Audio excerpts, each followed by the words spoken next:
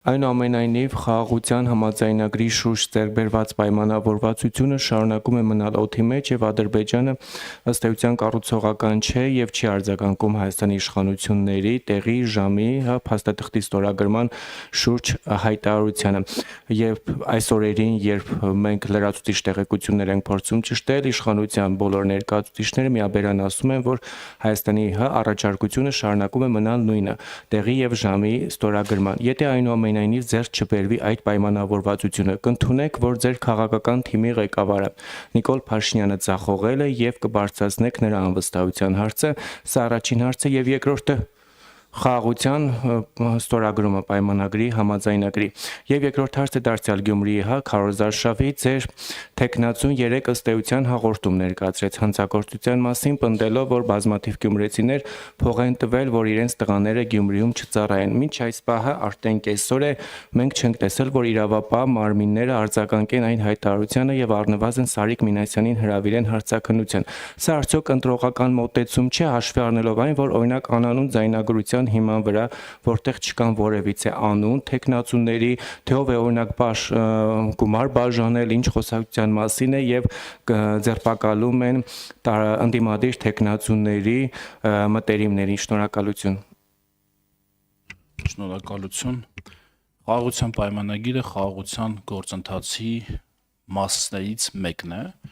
ամենաառաջնային, անհրաժեշտ մասերից մեկն է եւ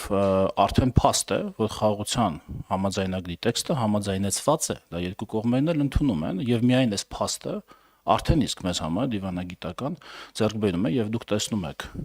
ամենատարբեր աշխարհաքաղաքական կենտրոնների, պետությունների, միջազգային կառույցների կողմից առաջարկը։ Սա ինքնին արդեն ձեռքբերում է։ Ադրբեջանի մոտեցումները իհարկե կառուցողական չեն այս փուլում, բայց դրանք չեն նսեմացնում մեր ջանքերը եւ մեր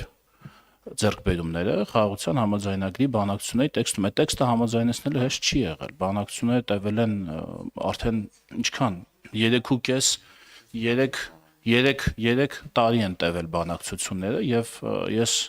կարող եմ ասել, որ այդ տեքստում ես առանց չափազանցության կասեմ, ամեն ստորակետի շուրջ շատ տևական քննարկումներ են եղել Հայաստանում համապատասխան մարմիններում եւ բոլոր հնարավոր կողմերից մենք բոլոր տողերը եւ բառերը դրել եւ վերցրել եւ վերլուծել ենք, համեմատելով նաեւ աշխարհաքաղաքական զարգացումների հետ եւ այսօր հասել ենք այդ արդյունքին։ Մնացածը դուք տեսնում եք, տեսնում եք Ադրբեջանը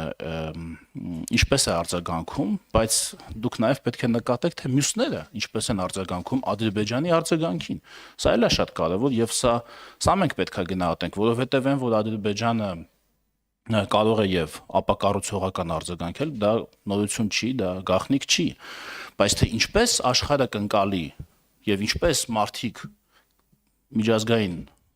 դերակատարները կվերաբերվեն այս բանակցություններին, ինչպես իրենք կդիրքավորվեն, ահա դրանից է նաեւ կախված բանակցությունները եւ խաղաղության գործընթացը հաջողում են, թե չեն հաջողում։ Եթե այդ պրիզմայով նայենք, այս պահին մենք ճիշտ ճանապարհի վրա ենք այս պահին։ Այսինքն ձեր կարծիքով Ադրբեջանի մոտեցումները կփոխվեն եւ ի վերջո կհաջողվի ստորագրել այդ փաստաթուղթը եւ օրինակ հայ հանրությանը ինչ որ ժամկետ տրվելու է, օրինակ ասվելու է, որ օրինակ եւս 2 տարի սպասեք, որտեւ 3 տարի տևել են բանակցությունները, եթե 2 տարի չստորագրվի այդ փաստաթուղթը, կընդունենք, որ մենք ձախողել ենք։ Ես նույնիսկ եմ ասում, փաստաթուղթը ստորագրելը խաղաղության գործընթացի փուլերից մեկն է։ Պետք է ոչ թե գնահատել, այն մենք չենք կարող առանձնացնել ամբողջ գործընթացից։ Մենք նմանապես ես հակընդդեմ հարց կարող եմ տամ, եթե փաստաթուղթը ստորագրվի, դուք կընդունեք, որ դա բացարձակ հաջողություն է։ Իհարկե դուք դա միայն այդ փաստը չեք ընդունի որպես բացարձակ հաջողություն, դուք այն կհամադրեք ընդհանուր խաղաղության միջավայրի հետ։ Եթե խաղաղության միջավայր չեղավ, դուք կասեք, դե փաստաթղթի ստորագրումը ուրեմն արդյունք չտվեց։ Ճիշտ է, նույն կերպ մենք եւ ստորագրելը եւ չստորագրելը պետք է համադրենք ուղեկցող այլ գործոնների հետ։ Մենք խաղաղության գործընթացը պիտի գնահատենք ընդհանրության մեջ, ոչ թե գործընթացի փուլերից մեկը միայն։ Այս է իմ պատասխանը։